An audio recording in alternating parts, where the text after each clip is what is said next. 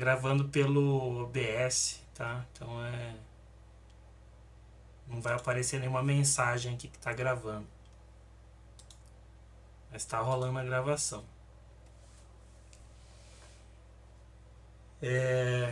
Bom, então hoje, né, nossa reunião de estudos, e hoje é uma reunião um tanto diferente, né? Nós tiramos um tempinho para estudar um outro texto que não aquele que nós tínhamos definido, né, do Capital do Marx, mas um texto que vai complementar essa leitura do Capital do Marx, que é o livro do Karl Polanyi, né?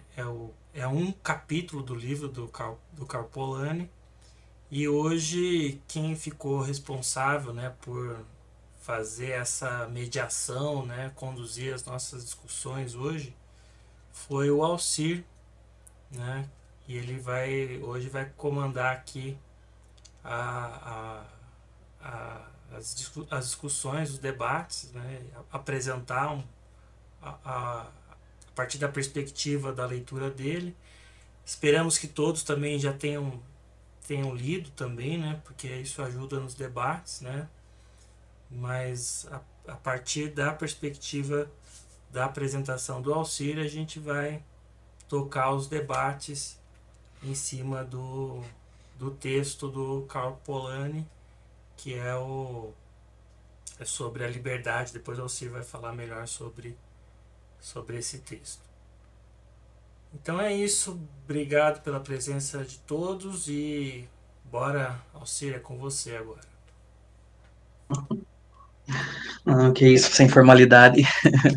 Não, mas é um texto muito bacana. Eu acredito que a intenção de ter trazido ele para cá, não sei se alguém já tinha feito a leitura dele, assim, mas ele é um texto complexo, grande, né? Mas a intenção de fazer a escolha deste capítulo em especial é porque a leitura não, mas a escrita do Polanyi, ela consegue sintetizar vários pontos do que ele traçou na obra como um todo. E é interessante a gente trazer essa obra também, até foi uma sugestão, pensando nesse ciclo de leituras marxistas que a gente já tem feito aí, né, como uma forma de complementar. Até porque, embora o Polanyi ele não seja um marxista de carteirinha, nítido assim, muito do que ele escreve, ele também está fazendo essas análises, né, e muito do que ele escreve tem uma relação, ou acaba, de certa forma, se relacionando com muito das discussões marxistas que a gente acaba fazendo aqui. E esse capítulo em si, né, que ele vai falar da liberdade numa sociedade complexa, ele coloca alguns pontos ali bem interessante, né, para a gente refletir algumas questões, né, que a gente pode estar refletindo juntos aqui.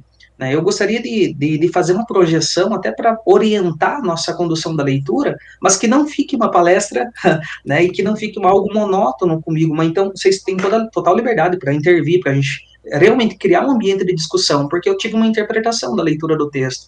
Eu já tinha lido ele, né, um tempo atrás, fiz a leitura novamente e realmente toda vez que você lê, né, parece que você tem novas ideias, você consegue, agora fez sentido, né, algumas conexões que anteriormente talvez não tinham feito. E eu acho que vai ampliar ainda mais a nossa visão se a gente fazer essa troca. Né? Eu vou tentar fazer o compartilhamento de tela aqui, vamos ver se aparece. Está aparecendo para vocês? Tá aparecendo, tá joia? Acontecendo. Tá, maravilha. Então, assim, como que eu planejei? Deixa eu fazer uma breve contextualização e aí a gente vai abrindo, né, para alguns tópicos para a gente discutir.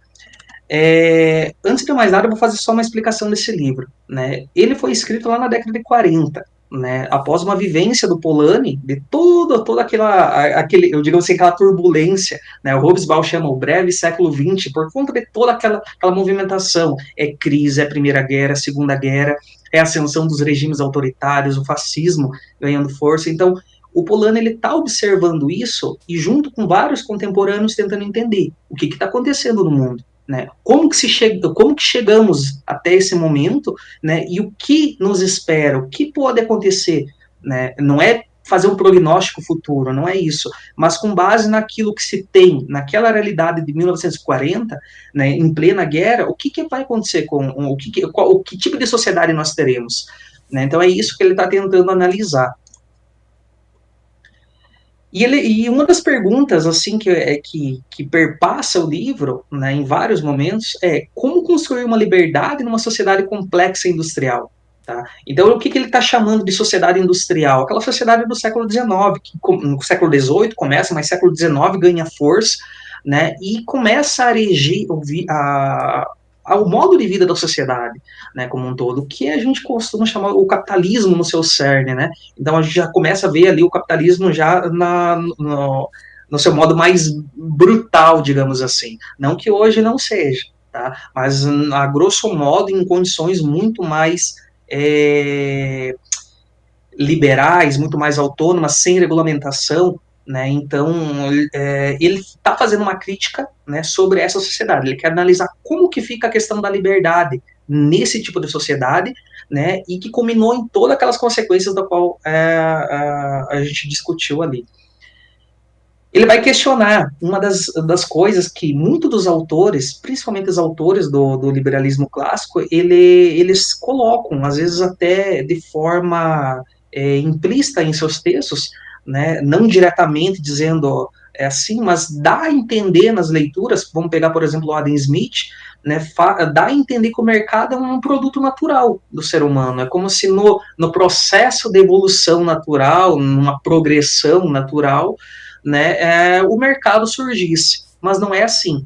Né? O Polano ele vai dizer que o mercado ele não é algo natural e muito menos inevitável. Tá?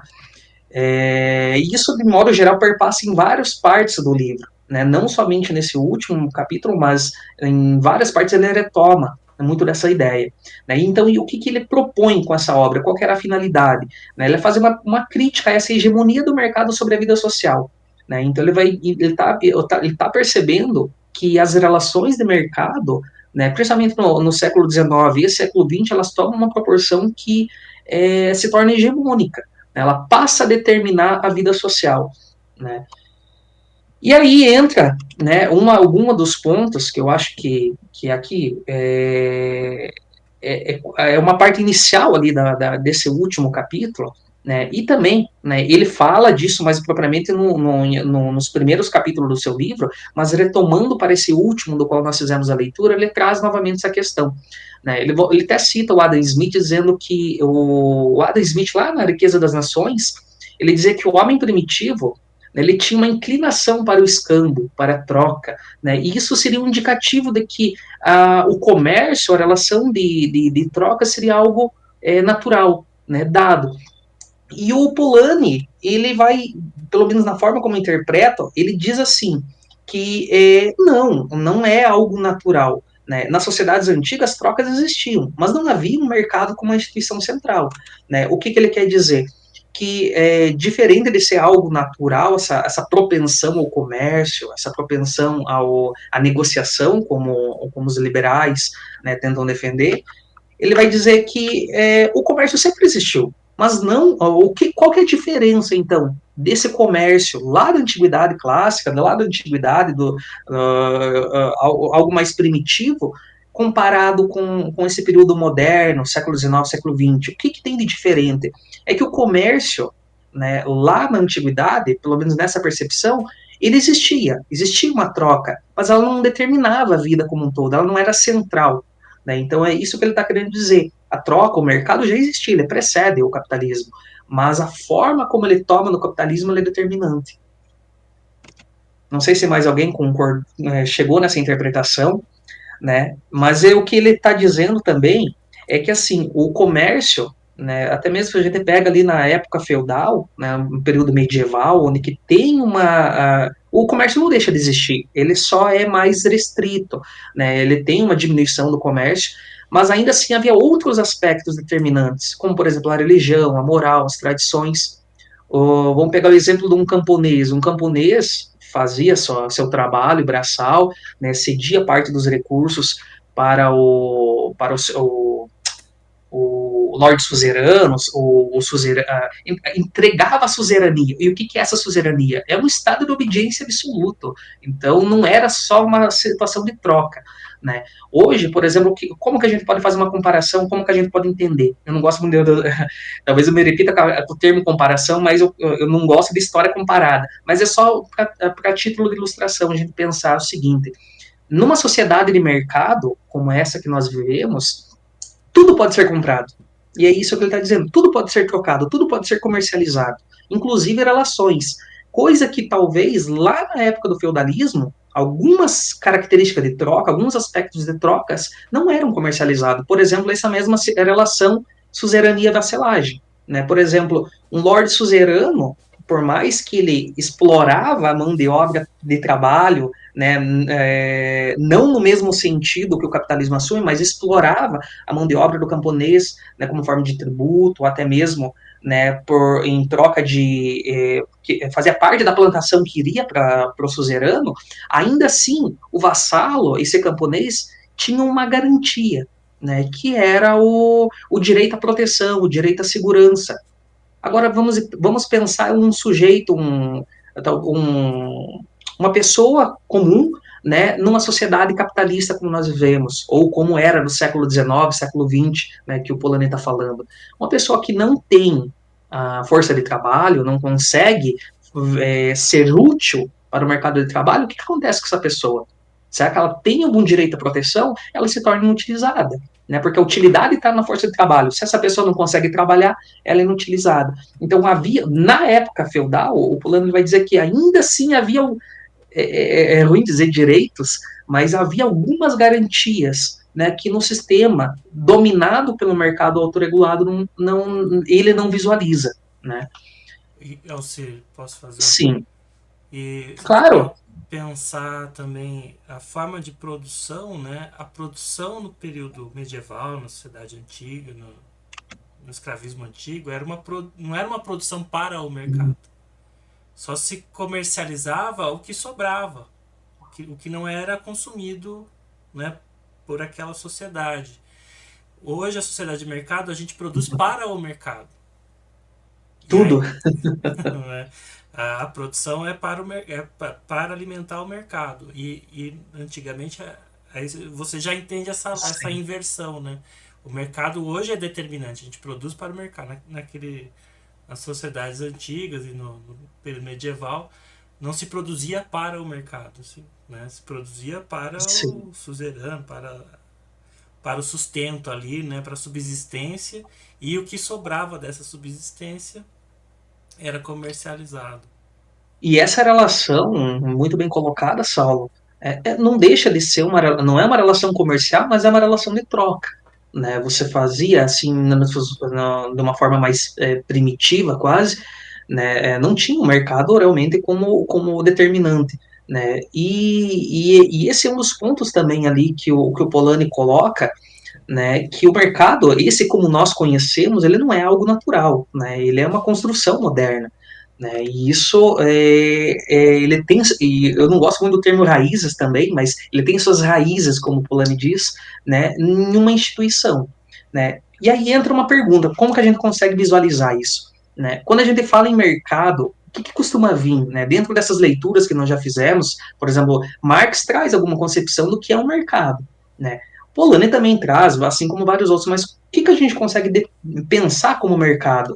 Né? Eu trouxe uma definição bem simplificada aqui, pode ser que vocês tenham uma interpretação diferente, mas em termos bem sucinto, o que é o mercado? Né? Dentro dessa leitura que eu faço, o mercado é uma relação livre de trocas de mercadoria.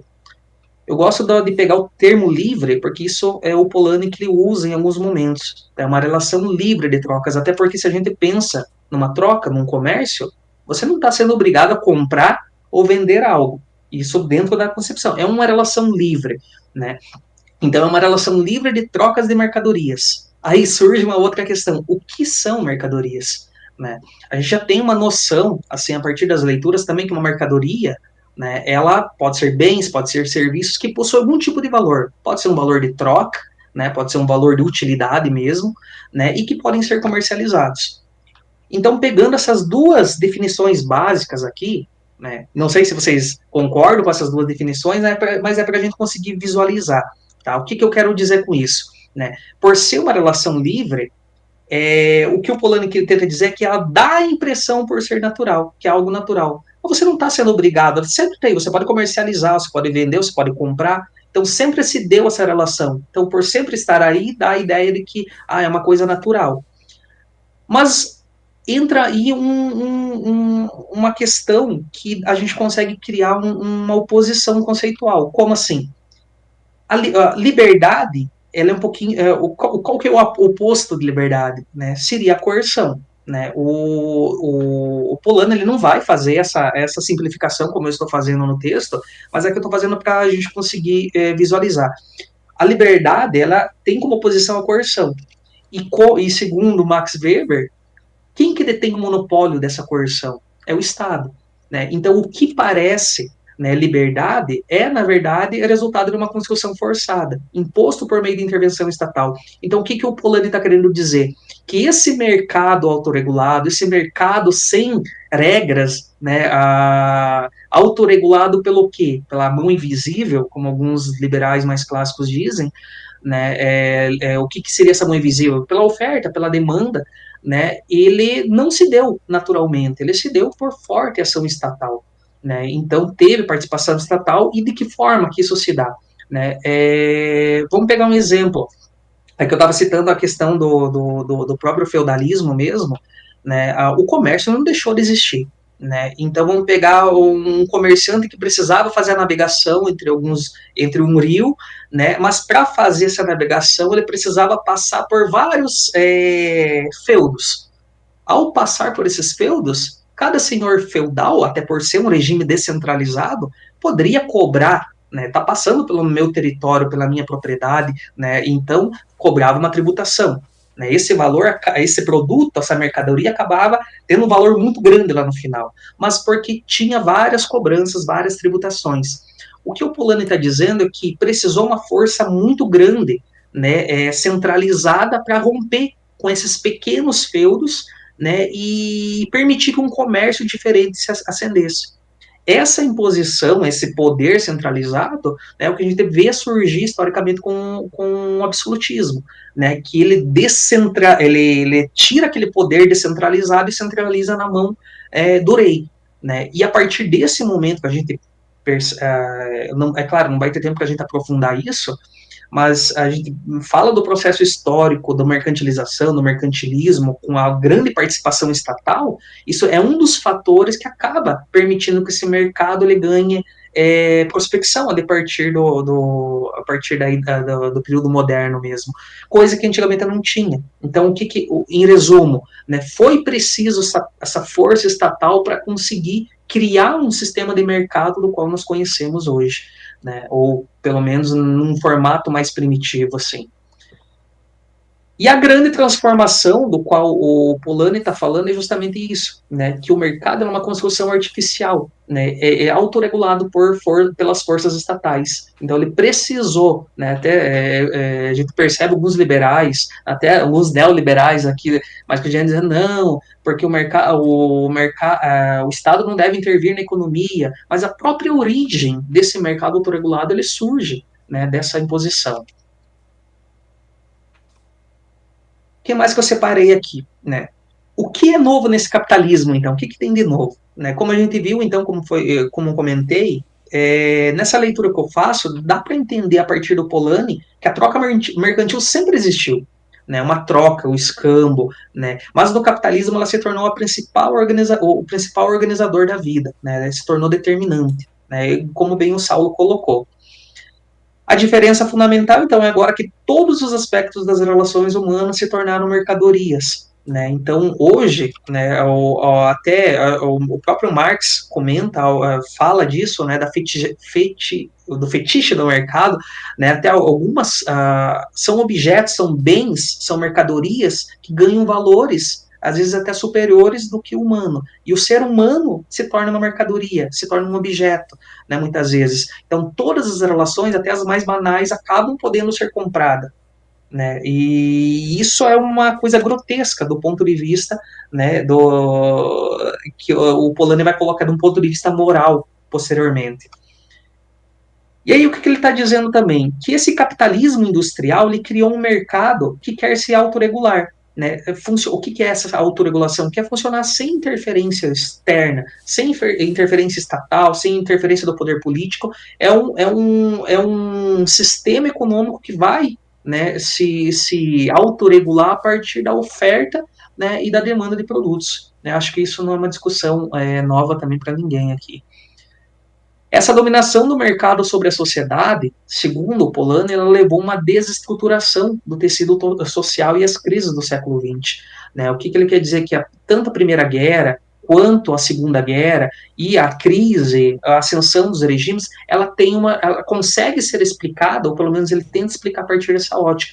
Né? O que desarticulou, ou o que gerou esses fenômenos? Né? Foi a predominância de uma sociedade baseada principalmente no mercado. Não a sociedade industrial, até porque a sociedade industrial continuou existindo, como a gente vê, mesmo depois desse mercado, né, autorregulado ter perdido forças a partir ali da segunda metade do século XX, né, com o plano Keynes e tudo mais. O keynesianismo, né, com o plano do Keynes, né, ele perdeu força esse mercado autorregulado, né, mas ainda assim, o que ele quer dizer é que é, tem ainda, né, ele até faz uma crítica, isso é bem interessante, ele faz uma crítica ao que ele chama ali é como se fosse um revanchista, agora não me foge o termo, eu não anotei aqui, mas é como se fosse uma manifestação, um saudosismo de alguns intelectuais, de alguns defensores, né, desse mercado autorregulado em uma tentativa de volta. Aconteceu uma crise, como a crise financeira de 29, né, o que pode ser solucionado? Né, a intervenção estatal ou deixar se autodesregular? Para muitos, né, não, deixa se desregular porque são questões de oscilação do mercado.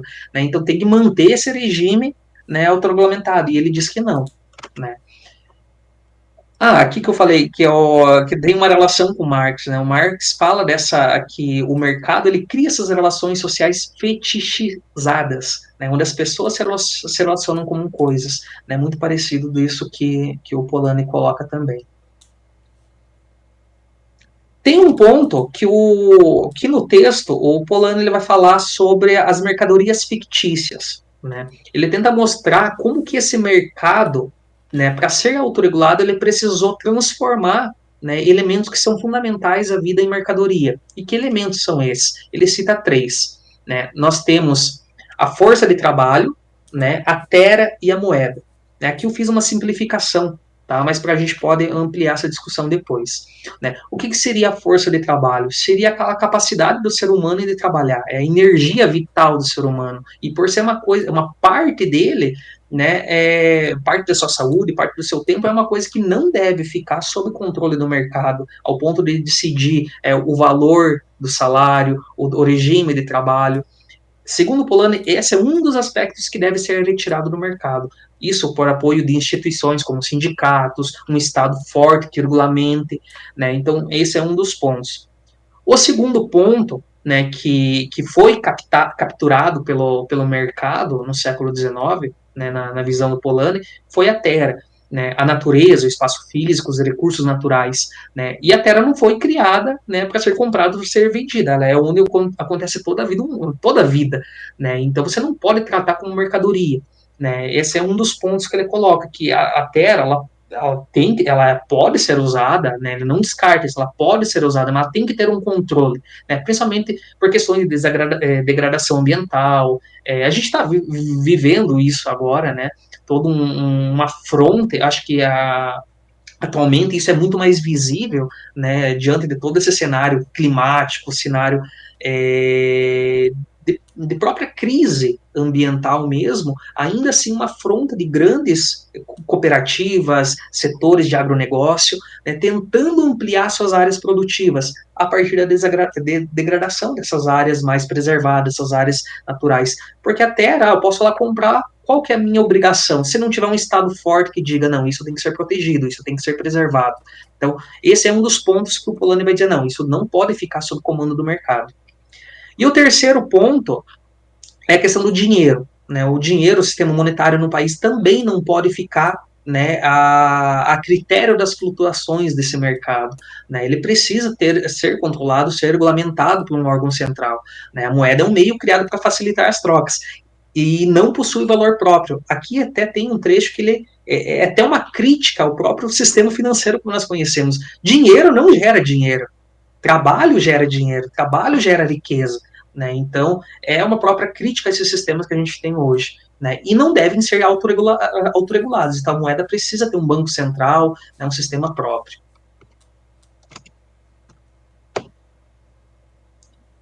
Ele também, nesse último capítulo ali, ele fala um pouquinho, ele apresenta a análise que ele faz sobre a questão do padrão ouro, né, que no século XIX, ele, de acordo com Polanyi, ele impedia os estados de controlar suas economias. Por exemplo, né, como era lastreado, né, as moedas dos países ao ouro, né, então, se o país não tem não está indo bem, é comum hoje as economias, o que eles fazem, as economias dos países? Desvalorizam a própria moeda, até para incentivar o comércio, incentivar a exportação, até porque se um produto, vamos supor que o Saulo produz um calçado e vende por R$ 100, hoje o dólar está R$ 5, em torno de R$ 5.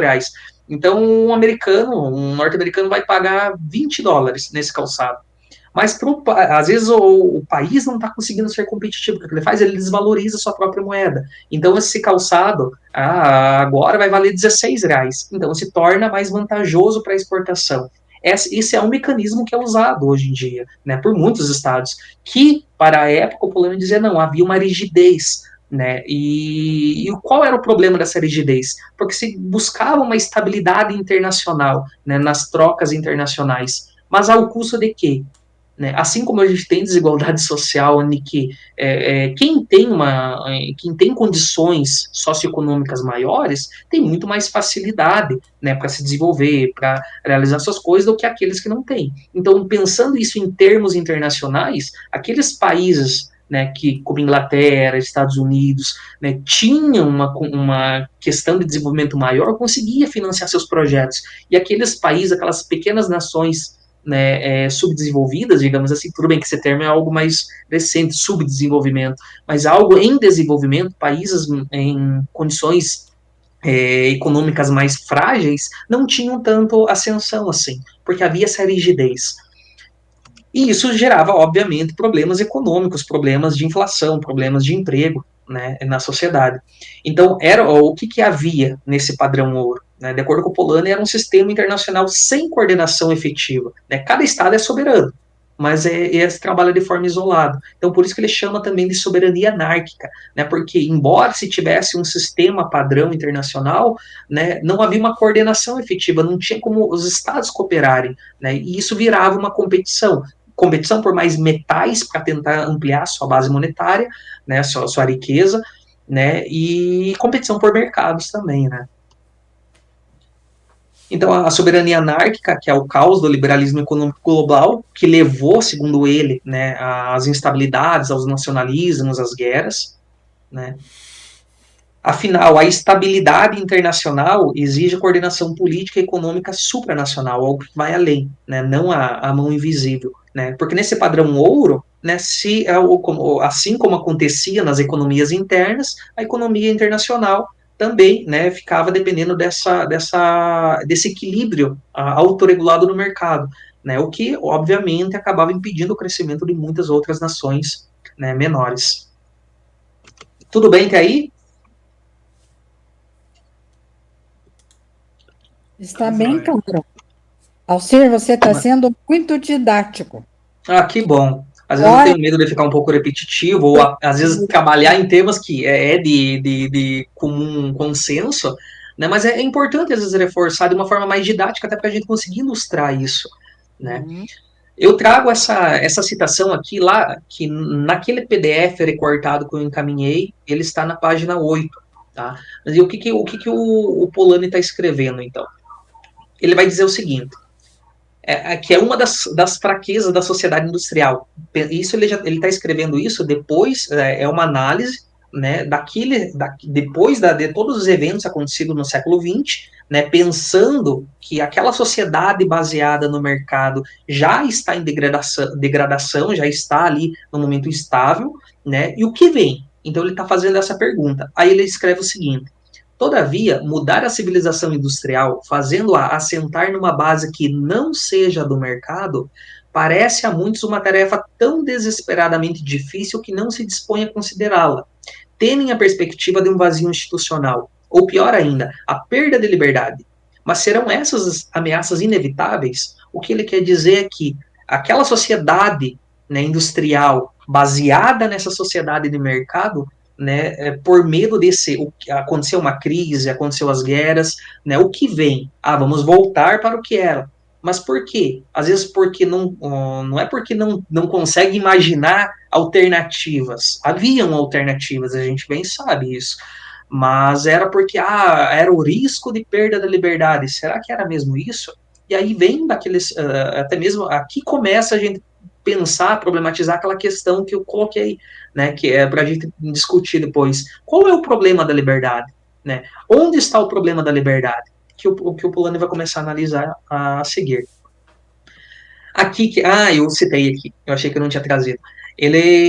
O Polanyi, ele cita esse termo revanche liberal. O que é isso? Né?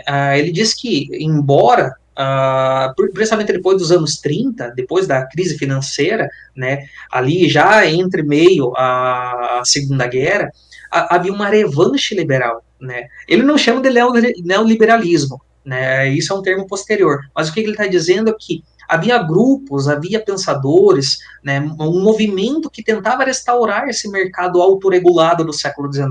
Para Polanyi, isso seria uma ilusão perigosa, que poderia levar a novas formas de autoritarismo. Né?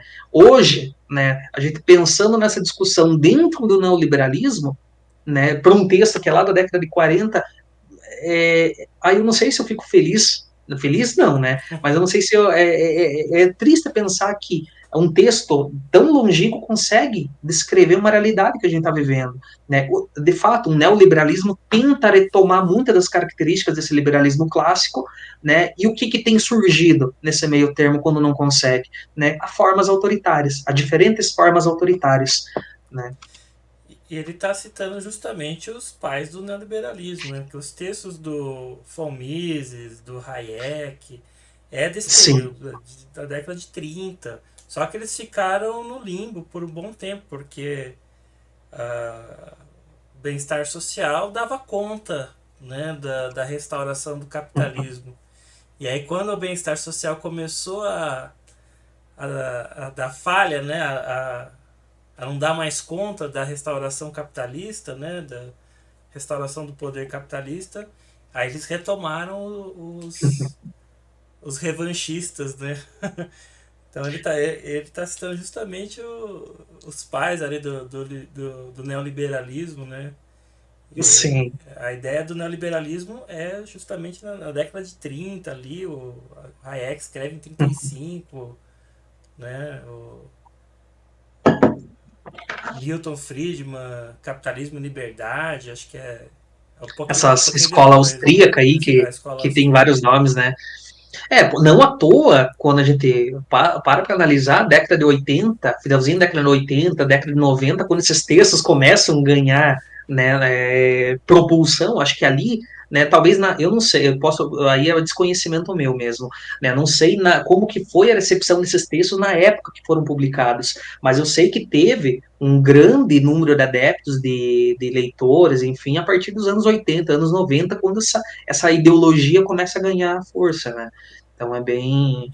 Quando a Fair State Discussão, né? começa a entrar em crise, Sim, declínio, aí retoma esses textos aí. sim.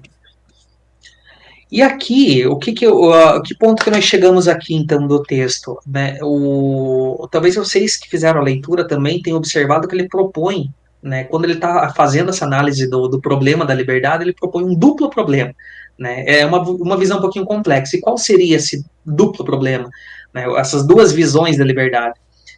Uma delas é institucional. Como assim uma liberdade institucional? Né? É preciso ter, segundo Polanyi, uma instituição forte, e essa instituição, obviamente, ele está falando do Estado, tem que ter um Estado, né, com regras, com leis, com estrutura política e econômica que garantam, né, ou limitem a liberdade real, né, afinal, liberdade não é apenas a ausência da opressão, e o que ele quer dizer com isso? Se eu não tenho um Estado que regulamenta a vida social, né, te dou garantias, né, como segurança, trabalho, né, você não tem uma liberdade. Então, dizer, a liberdade só não tem opressão, não é bem assim. Então, tem que ter uma liberdade institucional. E aí ele até cita, até peguei esse trecho que está lá no livro, ele cita o seguinte, né, os capitalistas, aqui é claro, eu estou colocando esse termo, eles falam de servidão, né, quando na realidade se trata apenas de tornar extensiva aos demais a liberdade adquirida de que eles próprios gozam. O que ele está querendo dizer com isso? Né, que é comum esse discurso de que quando tem que limitar ou tem que dar garantias, tem que ampliar a base de direitos sociais, né, muitos grupos, principalmente grupos elitizados, grupos capitalistas, grupos burgueses, né, se sentem ameaçados. Mas muitas vezes o que está sendo considerado como direito é algo do qual quem já possui, faz parte desse grupo elitista, né, já gozam desses direitos. Né, então, e aí surgem, né, críticas, ou até mesmo, eu vou pegar um exemplo descontextualizado do texto, mas que tem uma relação muito próxima, que é, por exemplo, hoje a gente se fala muito, temos que regulamentar determinadas liberdades. Que tipo de liberdades? Você é livre para fazer o que quiser, é mesmo? Né? Hoje se fala muito sobre a liberdade de expressão. Até onde vai? Qual é o limite? Aí quando se fala ou se cogita em algum tipo de regulamentação, algum tipo de controle, né? Mas vai tirar a liberdade. Vamos acabar com a liberdade, sendo que na realidade não é assim. Então a gente percebe alguns contrastes ali muito semelhantes. Posso fazer só mais uma Sim, atrapalhando? claro.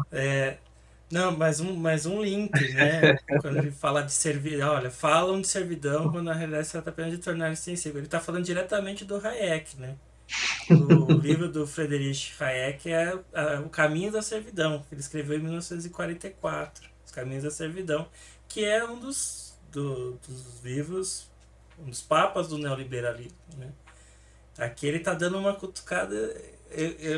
Ele não citou diretamente o Hayek, mas a ideia do Hayek é isso, que o bem-estar social, né, o estado de bem-estar social, levava a uma servidão, uma nova servidão.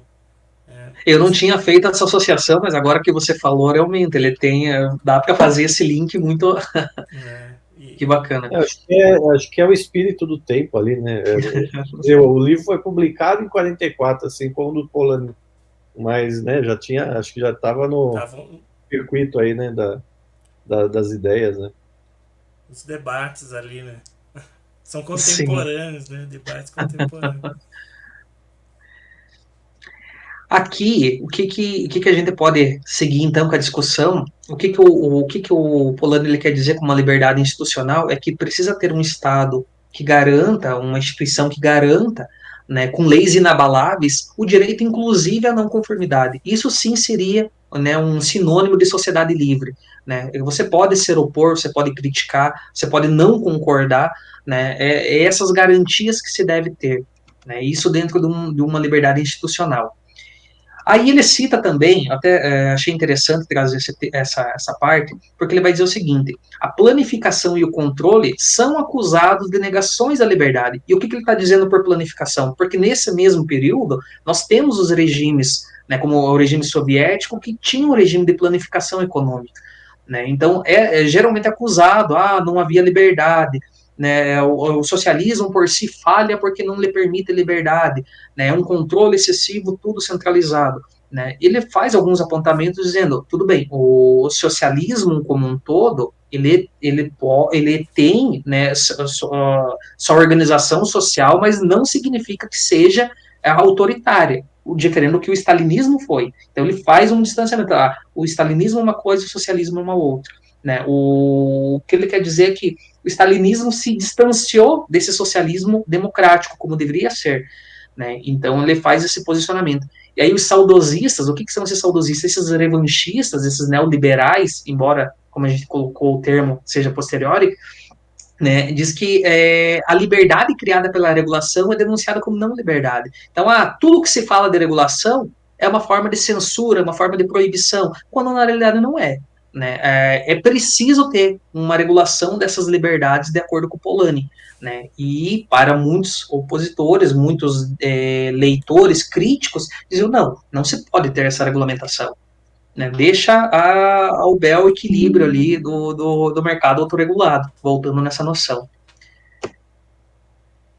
Aí o Polanyi também coloca que quando essa utopia do mercado, né, é confrontada com a realidade, o liberalismo ele se divide em duas partes. Uma é o fascismo e outra é o socialismo. Né? A diferença não é somente econômica, mas é moral e religiosa. E aí entra, né, essa segunda questão da liberdade, que é uma liberdade moral religiosa. O que seria isso? Né?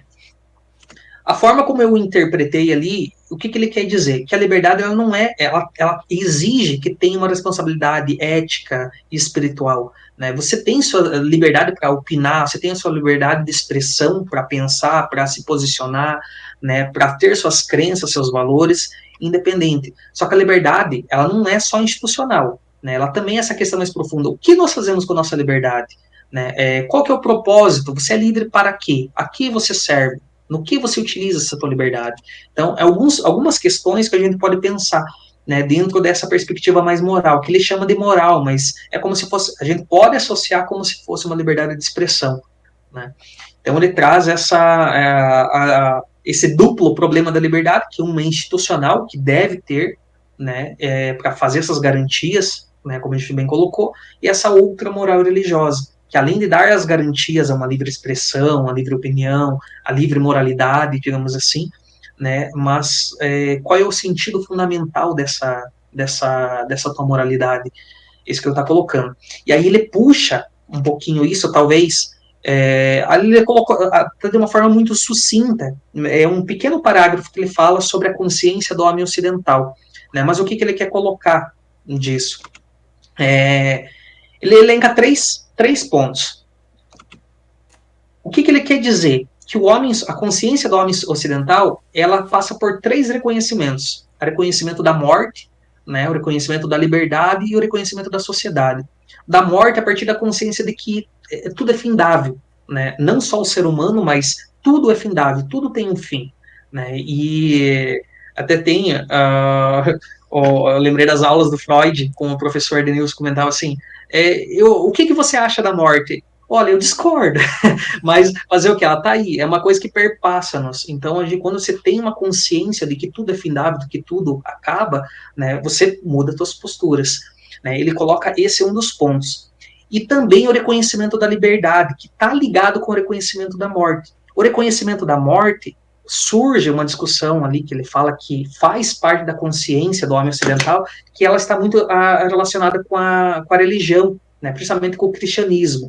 Né, ele cita o Antigo Testamento, o Novo Testamento, né, que tem essa questão da morte, o pós-vida e tudo mais.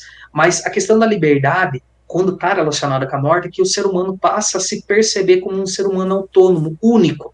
Você é único, autônomo, né, você tem suas particularidades individuais, então o indivíduo começa a surgir ali. E aí o terceiro ponto que ele fala é o reconhecimento do indivíduo enquanto sociedade, que, trazendo para uma leitura marxista, é como se fosse a consciência de classe, que o indivíduo, por mais que ele seja autônomo, ele não vive sozinho. Um mercado não existe sozinho, ele precisa de uma troca, ela precisa do outro. Né? Então, quando você toma esse reconhecimento da sociedade, né, são esses três pilares aí que fazem parte da consciência do homem ocidental. E o que mais que ele coloca além disso? Aqui tá lá na página 23, lá no finalzinho do PDF que eu encaminhei, que ele diz o seguinte: a resposta fascista ao reconhecimento da realidade da sociedade, ou seja, quando esses grupos ameaçados, né, pela queda do mercado autorregulado, né, percebem ou se reconhecem como sociedade, que agora não é mais individual, né, o indivíduo ele faz parte de um todo, então é o reconhecimento da sociedade. Ele está dizendo que os fascistas, quando se reconhecem, né, como parte de uma sociedade, a primeira coisa é a rejeição da liberdade. Então, eles rejeitam a liberdade como um dos tópicos. A descoberta cristã da singularidade do indivíduo e da unidade do gênero humano é negada pelo fascismo. Então, aquela tua individualidade ela é negada. Porque dentro do fascismo, o que ele reconhece? Não, você é autônomo. Não, você não é autônomo. Mas você... Porque é a ideia de um grupo forte. Né? Então, é um coletivo, mas é um coletivo que você abre mão da liberdade em intenção de um grupo forte, um coletivo forte. Então, tudo quanto é dissenso é eliminado. Né? Então, dentro dessa perspectiva. Tal é a raiz da sua tendência degenerativa. Isso dentro do próprio fascismo ele está colocando. E o que ele faz em contraponto? Né, deixa eu ver, aqui é a sequência. O que ele faz em contraponto? Né? Então, o que o Polanyi está dizendo? Que qual que é a liberdade nessa sociedade complexa? Né? Isso aqui é até um ponto para a gente já seguir com a nossa discussão. Ele está dizendo que nesse mundo moderno não dá mais para fingir que o indivíduo existe separado da sociedade, como acreditava o liberalismo clássico. Né? E aí só restam duas alternativas. E aí ele está sendo suas ideias estão sendo contemporâneas a outros dois. Né? Porque de um lado, o que tem? O que vem pela frente, né, dentro desse colapso do mundo do século XIX, digamos assim, século XIX, século XX, né, desse modelo de mercado? Entrou em colapso. E agora? O que vem pela frente? Não é só isso que ele quer saber. Ele quer saber também isso que vem, essa coisa, o que vem pela frente. Onde está a liberdade dentro disso? Como que fica a liberdade? E aí, junto com alguns, até tem o... Como que é o nome dele? O Joseph Schumpeter, que ele faz, que não é um marxista, não é um defensor das ideias marxistas, ele pode ser considerado um autor mais da direita, dentro de um dos seus textos, que é Democracia... Ai, meu Deus, me foge a ideia. Mas é Crise, Democracia e tem mais um nome. Mas qual que é a ideia central? Ele quer dizer que, na análise de alguém mais à direita, ele diz que dentro dessa crise do velho mundo, né, dentro dessa crise do sistema econômico, o que vem pela frente é uma tendência mais à esquerda, uma tendência mais socialista. E aí nós pegamos outro contemporâneo também podemos pegar também do contemporâneo Polanyi, que é o Adorno e Horkheimer, né, que também tem uma análise, tem a indústria cultural, que é um dos termos bem, a dialética do esclarecimento, né, que eles falam na indústria cultural e tudo mais, que esse avanço tecnológico, né, esse grau de evolução tecnológica, né, que levou a sociedade também a esses colapsos, né, estão gerando um novo rumo para a sociedade. Né, e por fazer parte desse grupo mais, eu digo assim, da escola de Frankfurt, que, querendo ou não, na minha leitura, tem um posicionamento mais esquerda, a visão deles é o quê? Qual que será o futuro da sociedade? Será um futuro mais à direita, mais ao fascismo.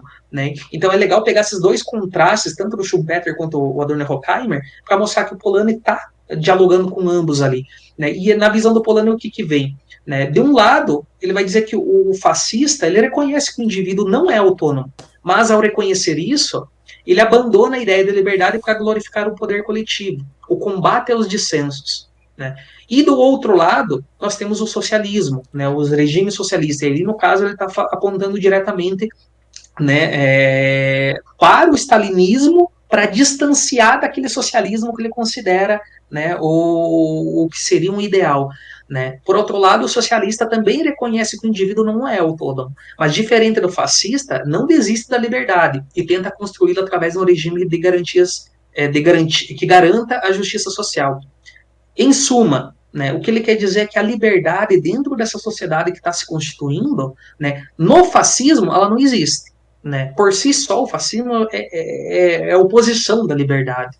No socialismo, pode ser, tem uma possibilidade. Né? Aquele modelo stalinista de socialismo, ele distancia, não é. Mas pode haver um regime democrático que garanta a justiça social e que tenha uma preservação da liberdade dentro do socialismo. Né? Então, esse é o ponto que ele fecha ali a obra dele. Deixa eu ver se eu tenho alguma outra. Não, da minha parte, assim, é isso. Mas essa interpretação que o texto faz, que eu faço do texto, eu não sei se algum colega também, né, teve essa noção, mas eu gostaria que vocês colocassem as impressões de vocês até para a gente poder dialogar sobre ele. Né, Não sei, fiquem à vontade também, não quero pressionar, mas da minha parte seria isso.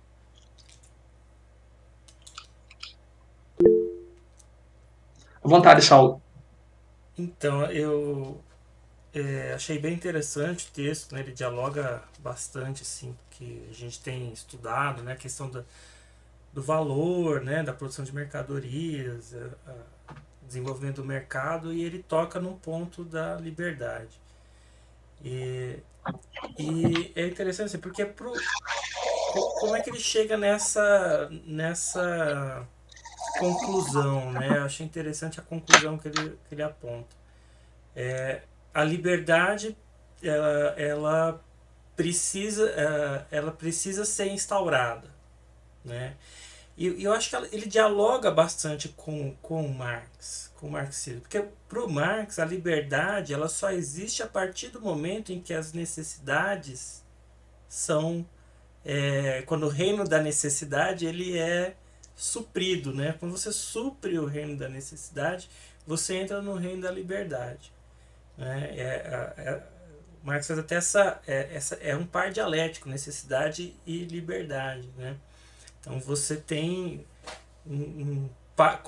quando você tem numa sociedade capitalista de mercado que embora haja um potencial enorme de suprir as necessidades, né?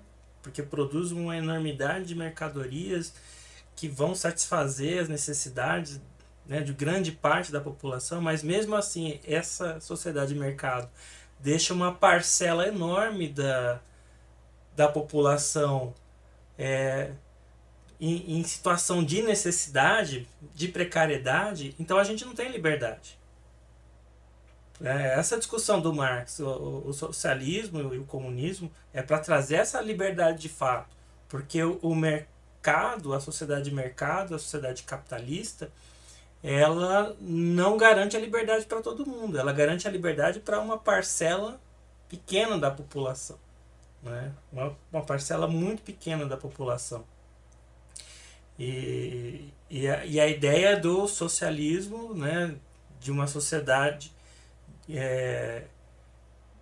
uma organização da sociedade, da produção e da distribuição dessas mercadorias, né? Sem o mercado, aí na ideia do Marx é o fim do mercado, né?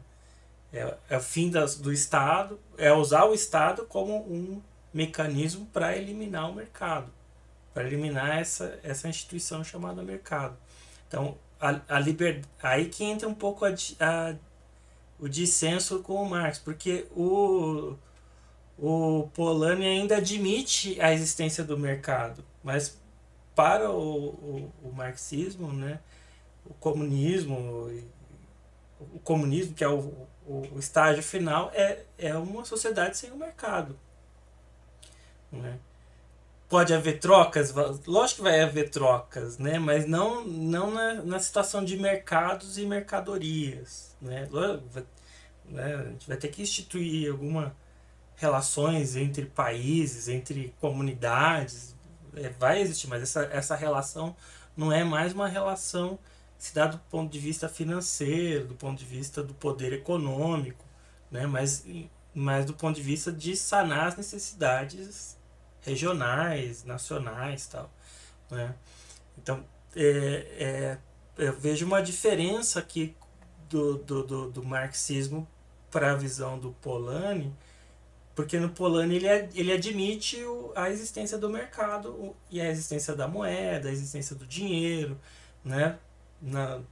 É como se ele é uma visão até um tanto social-democrata, assim, do desenvolvimento, da relação, né? E ela difere um pouco da visão do Marx, né? E aí, para o Marx, né, a liberdade ela começa quando as necessidades estão sanadas. Então, se tem gente passando fome, se tem gente que precisa vender a sua força de trabalho, né, precisa vender sua força de trabalho, né, para limpar a calçada, para limpar a privada do outro, ela ela sujeita, submissa, né, a uma relação de poder, não existe liberdade, né? E aí vejo essa diferença, né? E esse é o grande problema do liberalismo, né? Que o Polanyi aponta com muita clareza, né? Porque chega um momento que essa ilusão do mercado autorregulado, quando ele se contrasta com a realidade, ele dá crepe, né? Ele dá pau, não dá realidade. A realidade é outra, a realidade é dos seres humanos, que tem necessidades, né? Que precisa se desenvolver e não tem um livre mercado, né? Não tem uma coisa autorregulada. E aí que entra esse dilema: fascismo ou socialismo, né? E a gente viu na história que os liberais geralmente optam pelo fascismo, porque qual que é a face do fascismo? É defender o mercado a qualquer custo, elimina as liberdades, né? Aí é o poder do Estado, usar o poder do Estado, elimina as liberdades e mantém o mercado a qualquer custo, né? Enquanto o socialismo é o lado humano, olha, vamos garantir o máximo da liberdade, e o máximo da liberdade é o fim do mercado.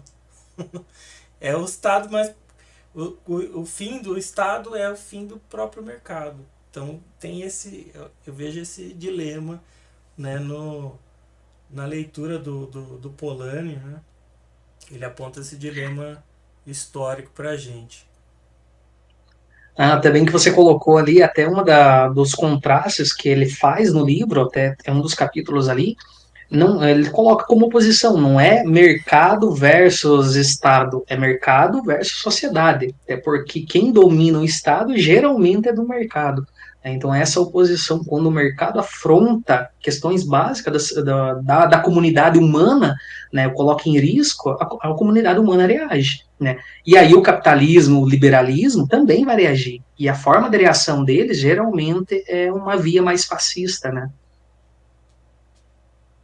Quem mais? Oi, Fernanda. Então, conforme eu fui fazendo a leitura e aí com a explicação do Alcir, muito boa, muito didática. Por exemplo, se a gente fala em Estado, a gente está falando de protecionismo, então a gente pensa que não há liberdade substantiva, né? Se há a presença do Estado, independente de quem ocupa o direcionamento político dessa superestrutura, há supressão de liberdades, né? Então, e essa instituição, o Estado, por meio do protecionismo, ela faz sempre um protecionismo em cima do quê? Da força de trabalho, né? Ela regula a força de trabalho. Desde as primeiras formações, o Estado ataca sempre onde há a produção da mais-valia, que quem gera o valor é a força de trabalho.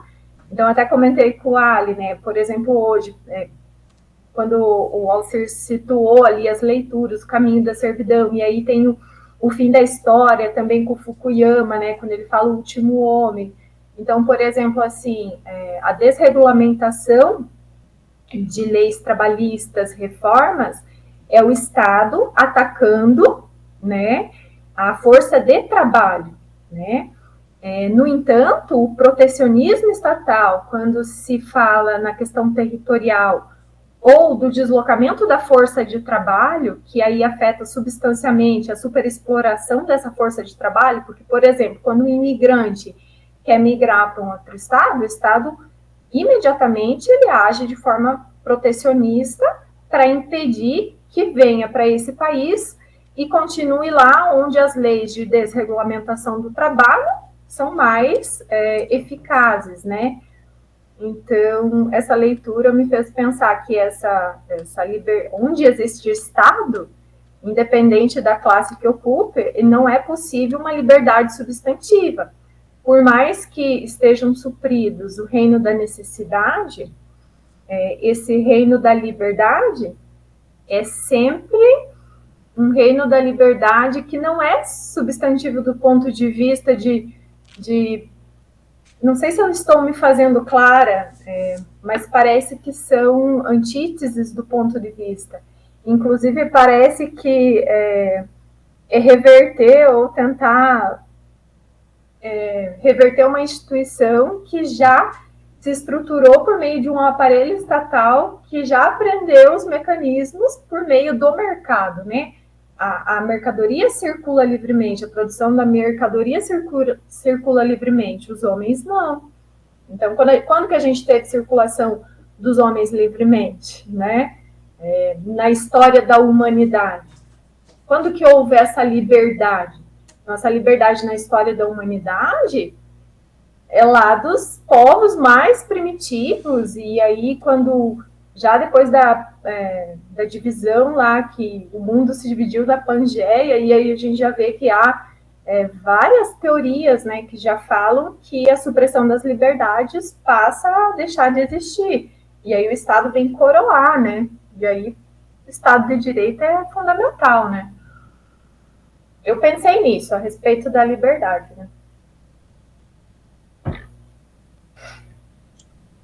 Nossa, muito bom. Nossa, essa reflexão que você fez, até comentei aqui, eu não tinha parado para analisar isso realmente a nível, né, social. As mercadorias têm mais liberdade do que os próprios indivíduos, né, que essa mobilidade que você usou como exemplo, caramba.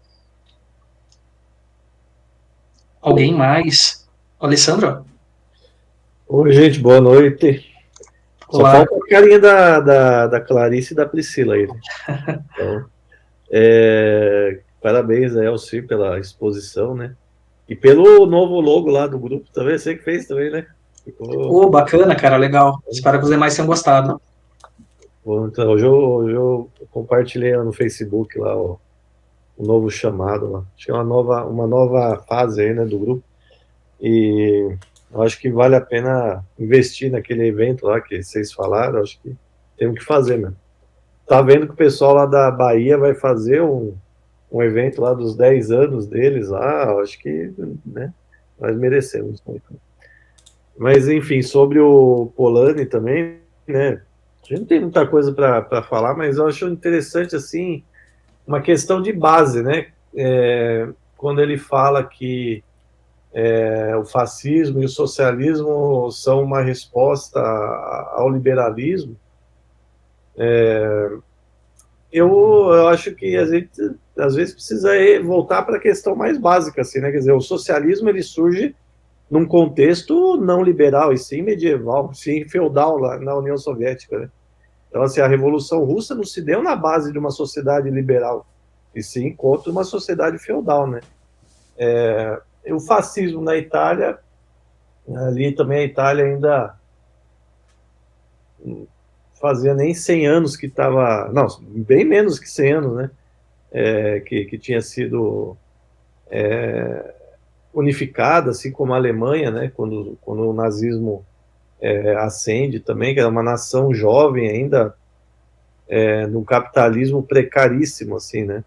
Então isso é uma coisa que me chama atenção, assim, me parece mais que ele usa isso como um método de exposição, assim, do que qualquer coisa, né? Porque não é fato que o socialismo surge como uma resposta ao liberalismo.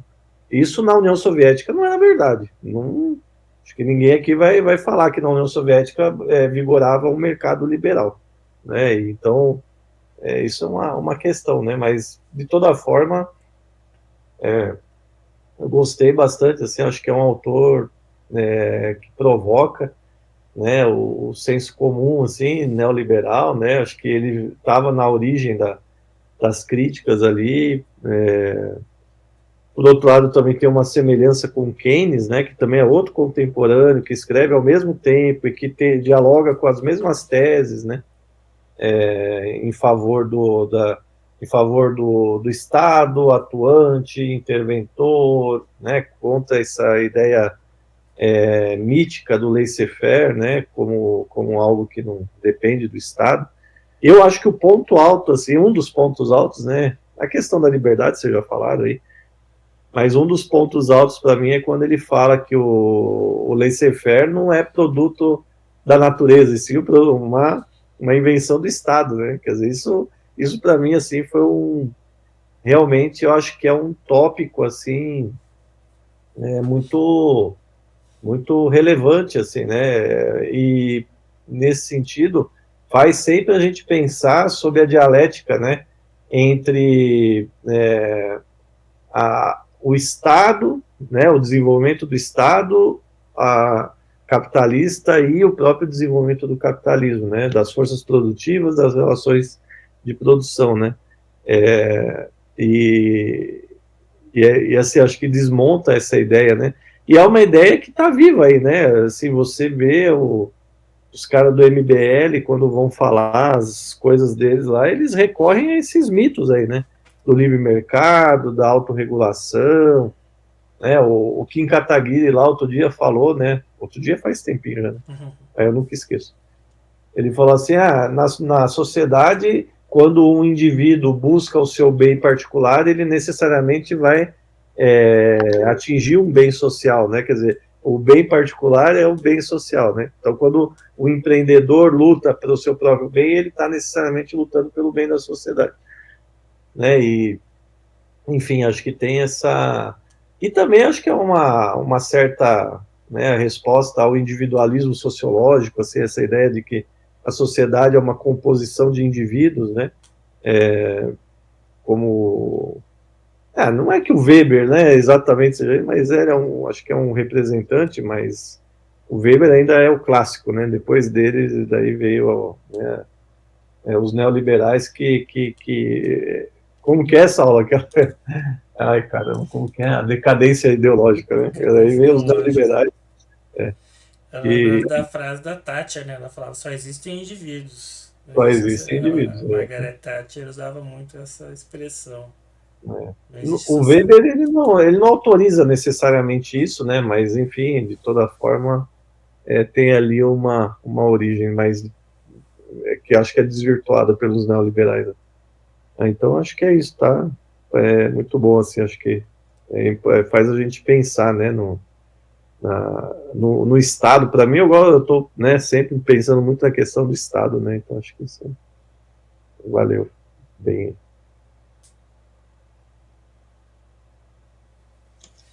Muito bom, muito bom. Ali, só uma consideração da fala do Alessandro, achei legal. Eu também, na primeira leitura que eu fiz ali, nas primeiras leituras, eu lembro da graduação, que gerou um debate também desse posicionamento da forma como Polanyi escreve, como só há esses dois caminhos, socialismo ou fascismo, como resultado do liberalismo. Né? Mas me parece que, vendo alguns outros comentaristas, assim, né, o que ele quer dizer, não estou fazendo uma defesa, mas querendo dizer assim que na forma como eu interpretei, pelo menos não sei se foi só eu que tive essa impressão, ele está analisando que naquele momento, né, ali finalzinho de Segunda Guerra, aquele estado decadente, né, aquele modelo de sociedade decadente, o que vem, né? Pelo menos na interpretação que eu tive, só tem essas duas opções, né? Eu acho que poderia ter mais, né? Outros modelos, mas naquele formato, naquele jogo de forças ali, né? Foi a forma como ele colocou, né? E a questão do keynesianismo, né? Tem até faz referência, ele não usa, né? Diretamente, assim como ele não usa categorias teóricas, conceitos do Marx para descrever, mas ele está falando a mesma coisa. Ele segue muito a linha teórica do Keynes, né? Essa intervenção estatal, não a abolição completa, né? Do Estado, né, ao mesmo tempo que também não um Estado forte como um todo, mas um Estado intermediário, que garanta pelo menos uma justiça social, como ele coloca. Né, ele tem seus... Né, é um autor ali que eu digo, só esse capítulo ali que a gente fez, a gente consegue ter algumas nuances, mas não dispensa a leitura do restante da obra, uma obra bem, bem bacana também, assim, principalmente com o diálogo com esses outros autores ali. E ainda mais agora com esses comentários que vocês fizeram, tipo, ampliou muito mais, né, a visão sobre esse autor. Pessoal, só comentar essa coisa que o Alcir falou, só para não retificar, mas para melhorar o que eu falei ali, né? Eu acho que a posteriori, sim, por exemplo, ele escreve já no final da Segunda Guerra, né? Daí, vamos dizer assim, com a decadência do capitalismo, com toda essa desgraceira que se mostrou, né, esse mundo capitalista aí, ver as duas soluções, assim, aí eu concordo, acho que é isso, né? E aí é diametralmente oposto ao Hayek, que critica as duas, critica tanto o fascismo quanto a União Soviética, né? Enfim, critica também, na verdade ele critica também o welfare state, né? Enfim, então acho que é bem diferente. Vamos dizer assim, vamos falar igual o Brizola, assim, né? Quer dizer, se ele está contra o Hayek, eu estou a favor dele, né? Eu perdi um pouco, eu ia comentar agora, que eu fiquei prestando atenção no Alessandro, mas era alguma coisa sobre sobre a diferença em relação ao marxismo, né? Tem uma diferença. Quando ele, por exemplo, defende a manutenção dos direitos, né, da parte jurídica, vai totalmente na contramão do marxismo, porque o Marx identifica a existência do direito. Você pegar o Lukács mesmo, ele faz uma leitura bem radical, assim, né, sobre a existência do direito, desenvolvimento do direito como um complexo ali do capitalismo, do poder do Estado, né, e não como uma garantia da liberdade, ao contrário, né, como uma garantia da existência do capital, né? Então, pro Marx, o direito não vai existir na sociedade comunista, né? Ela é uma imposição do capital. Então ele tem uma leitura bem diferente, né, da leitura marxista, da leitura né, do Marx e dos marxistas, né, em relação a esse desenvolvimento da sociedade. Ele faz um diagnóstico muito próximo do Marx, né, do que o Marx faz, mas as soluções que ele aponta, elas divergem, assim, acredito, né, do que o marxismo apontaria. Fala, Guilherme, você tinha levantado a mão. Foi sem querer. Não tenho. Mas agora você vai ter que falar. Falar alguma coisa, né? Deixar aqui e falar que caiu a internet. Não, acho que eu gostei bastante da exposição do Alcir. Eu tô de gaiato aqui hoje, né? Não tô conseguindo acompanhar todas as quartas que vocês estão se reunindo, porque geralmente eu tenho aula. Mas aí fiz uma troca hoje, consegui acompanhar. Mas é interessante eu ouvindo vocês falando ali, por exemplo, a Fernanda falando da questão da liberdade, inclusive a atuação do Estado nessa desregulamentação da liberdade, ou numa falsa regulamentação no campo da liberdade das pessoas. Quando a gente olha para as questões da reforma do trabalho, como a Fernanda falou, mas a questão da regulamentação do trabalho intermitente, por exemplo, né? Ou quando a gente vê a regulamentação das novas formas de trabalho, lá o que a gente fala das novas morfologias do trabalho, que o Ricardo Antunes trabalha bastante.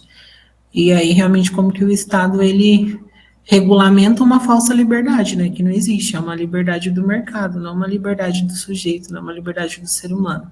Eu, Alessandro, falando alguma coisa ali do Hayek, eu acho, e da questão dessa crítica ao liberalismo, lembrei de um texto que eu trabalhei no curso de letras semana passada, enfim, discutindo um pouco o Estado dos anos 90 no Brasil, e levei um texto do Bresser Pereira, né, para explicar ali o contexto da reforma do Estado, e o Bresser Pereira, numa entrevista dele, falando assim, o que o Brasil precisa? Reformar ou reconstruir o Estado, né? Aí ele fala que não, que a solução é modernizar a gestão pública do Estado, porque, inclusive, os liberais reclamam que o Estado também não dá certo, então não tem que mudar Estado, coisa nenhuma, não. É só uma reflexão, pode ser que eu não falei nada, né? De ter levantado a mão aí, enganado. Mas pelo menos o Muito bom, participa mais vezes conosco. Combatendo o neoliberalismo, né? Eu não ouvi o que o Alessandro falou? Não, tô falando que o Bresser Pereira hoje ele é um combatente do neoliberalismo. Né? Sim. Mas eu peguei o texto Quase. dele do Gretchen Pereira do Antigo Testamento. Ele era... Quase Fernando Henrique, né? Isso. Eu gostaria de apresentar uma questão assim, em relação à questão que a Fernanda colocou. A liberdade da força de trabalho praticamente não existe, né? Porque quando o sujeito vende a sua força de trabalho, quem tem a liberdade é quem tem o domínio dos meios de produção. Então, é o capitalista que tem a liberdade, mas quem vende a sua força de trabalho, ele só tem a liberdade de escolher para quem ele vai vender. Mas também é relativo, né? Porque ele está sujeito ao rendimento que ele vai receber, às condições de trabalho e assim por diante. Seria isso a minha contribuição.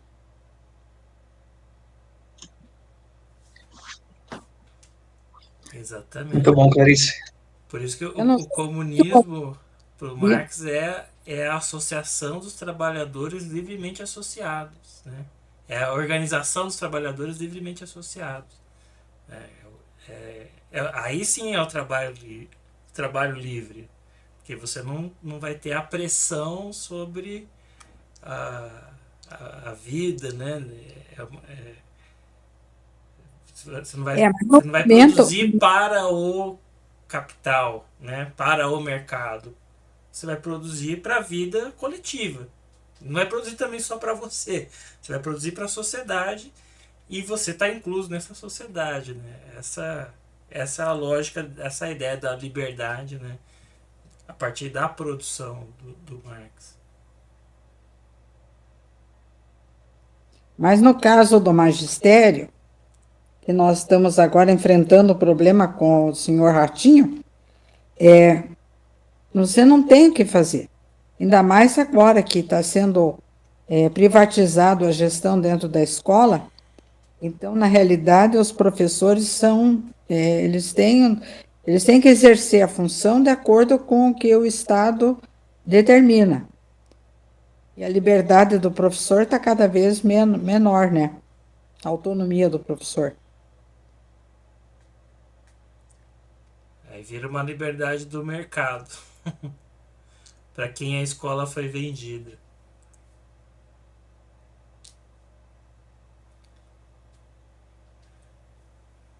Beleza, pessoal? Não sei se alguém tem mais algum comentário. Alcir, você quer fazer um comentário final? A gente tem uns 4 minutinhos ainda.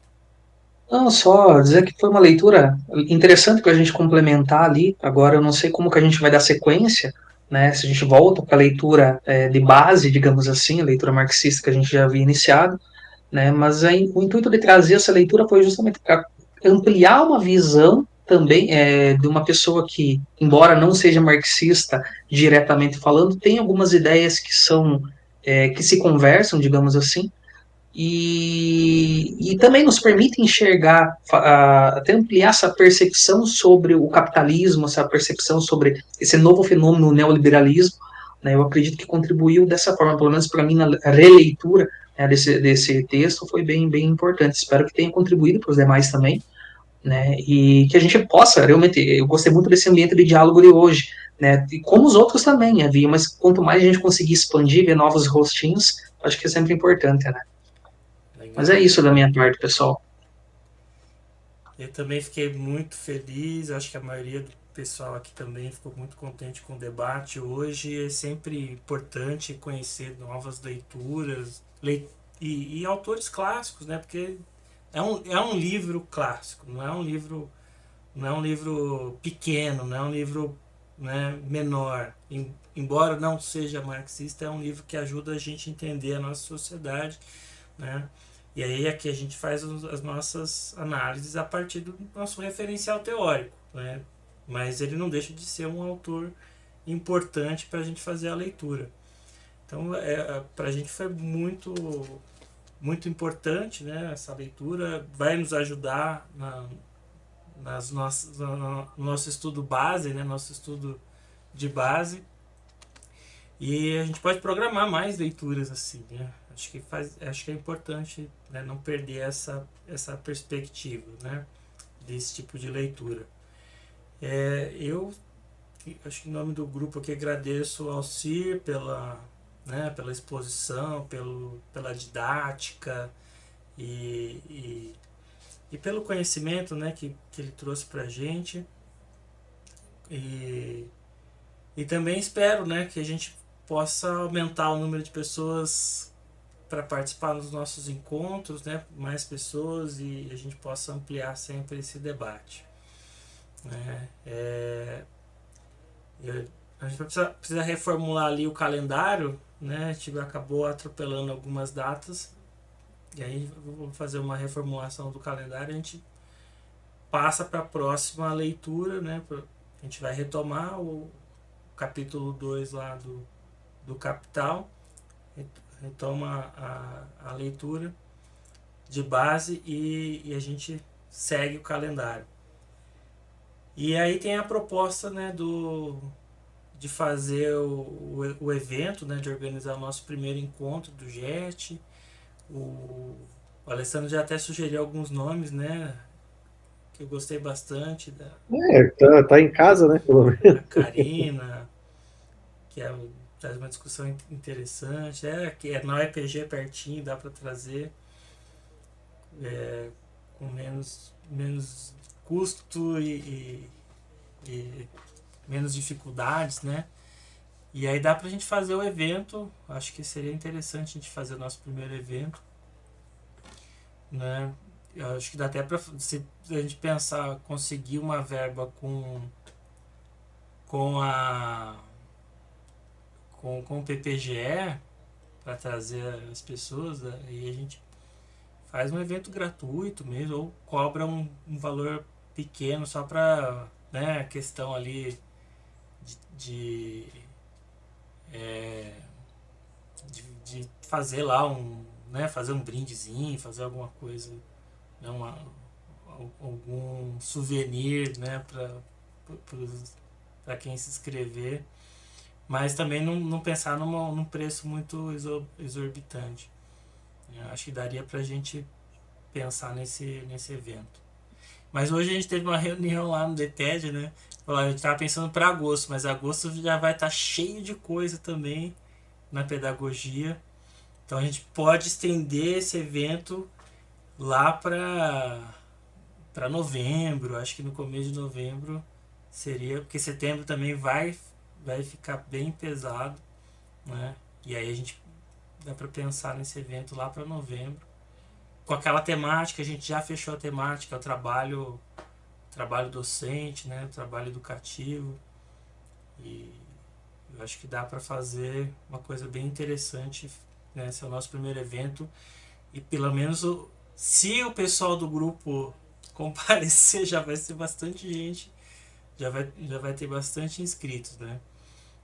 Se quem está lá no grupo já comparecer. Mas aí a gente vai conseguir desenvolver umas formas de envolver o pessoal, né, para ter o maior número de pessoas possível. Fala, Fernanda.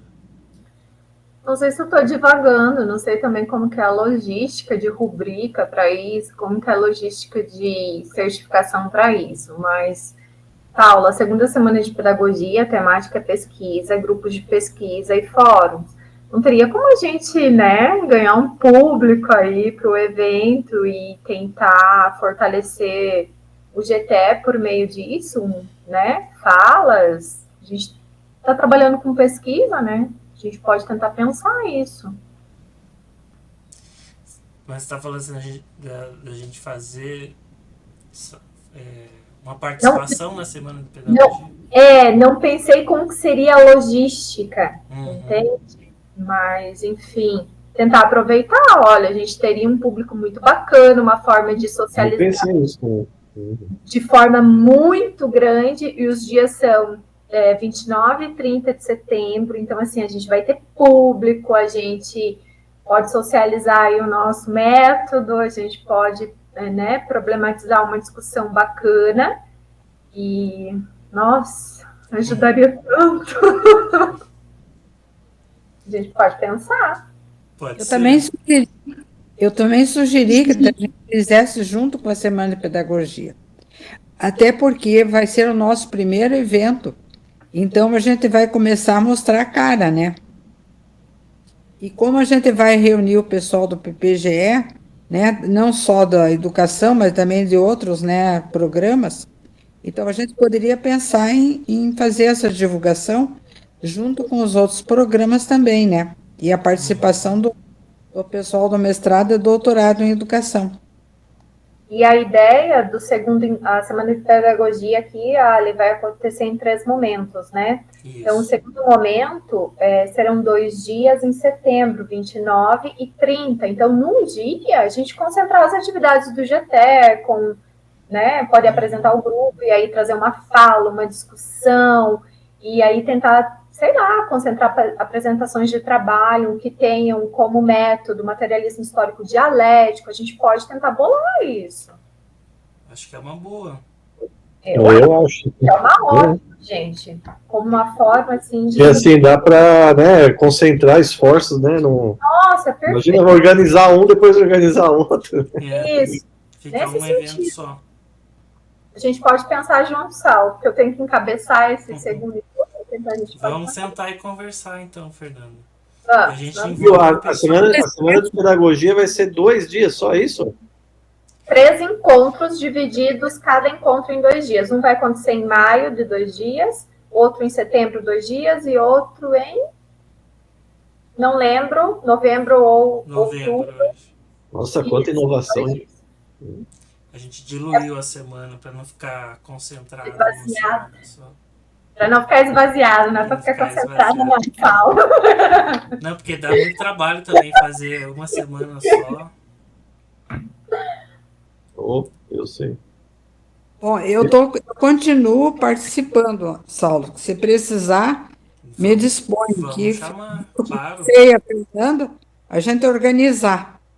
Então, a gente E pode eu fazer o primeiro. Mas ainda está aberta a agenda de setembro ainda? Tá. Ah, tem então nada bora ainda. fazer um lobby aí, vocês dois aí, ó. Nós só fechamos hoje. E assim, a coordenação está tão cheia, a gente está tão cheio, que se a gente chegar com uma proposta bem redondinha, deu match. Tipo assim, Fernanda, não me apresente problemas, me apresente soluções. Isso, Então, nesse... pode ser Semana da Pedagogia, primeiro encontro do JET, Semana da Pedagogia. Primeiro encontro Não do tem JET aquele dentro monte da de semana. coisa assim, né? É. Semana de pedagogia, semana não sei. Semana de Pedagogia e primeiro encontro do JET. E aí a Viu, gente. se for o caso, a gente faz no campus lá, faz em shoppingzinho lá, que daí bota todo mundo pra ir lá e vai ficar super cheio. Não precisa nem fazer em Guarapava. Não, tem que ocupar todos os campos. A ideia Não, é verdade. Tem. Esse Agora é o tá problema. com o Shopping e Coronel Vivida, né? Shopping Corona Vivida.